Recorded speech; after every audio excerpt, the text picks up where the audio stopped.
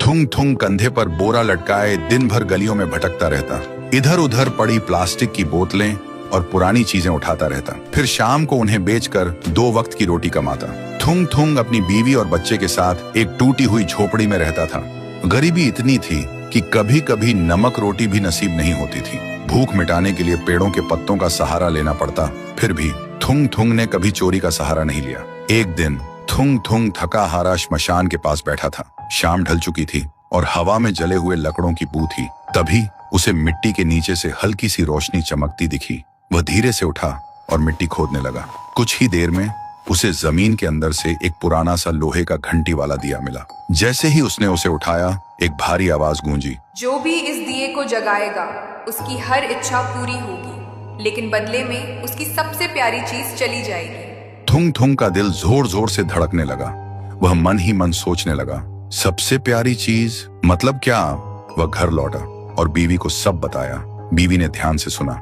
उसकी आंखों में डर भी था और थोड़ी सी उम्मीद भी। फिर बोली, 3 दिन से बच्चा भूखा है, क्यों ना पहले खाना मांग ले। थुंग थुंग ने कांपते हाथों से दिया जलाया और धीरे से बोला, हे दिए, मेरे भूखे बच्चे के लिए अनाज दे दो, बस पेट भर खाना दे दो। अचानक पूरी झोपड़ी अनाज और रोटियों से भर गई। बीवी खुशी से रो पड़ी।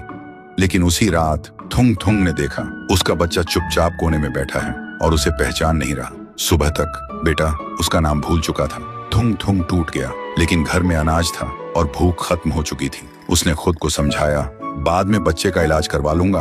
फिर उसने सोचा, एक और बार इस्तेमाल कर लेता हूँ। इस बार उसने मांगा, हे दिए, पक्का मकान और दुकान दे दो। पलक झपकते ही टूटी झोपड़ी की जगह एक सुंदर पक्का घर बन गया और बगल में भरी हुई दुकान खड़ी थी। थुंग थुंग खुशी से बीवी के पास दौड़ा, लेकिन उसने देखा उसकी बीवी पत्थर की मूर्ति बन चुकी थी। थुंग थुंग चीखता रहा, रोता रहा और कोने में रखा वह दिया हंसता रहा, क्योंकि शर्त वही थी, हर बार सबसे प्यारी चीज खोना।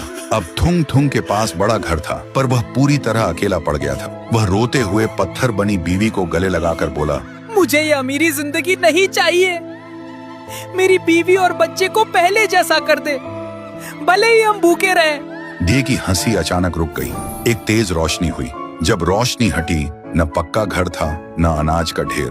फिर वही पुरानी टूटी हुई झोपड़ी थी, लेकिन सामने उसका बच्चा खेल रहा था और बीवी मुस्कुरा रही थी। थुंग थुंग ने सुकून की सांस ली और उस मनहूस दिए को वापस श्मशान ले जाकर मिट्टी में हमेशा हमेशा के लिए दफना दिया।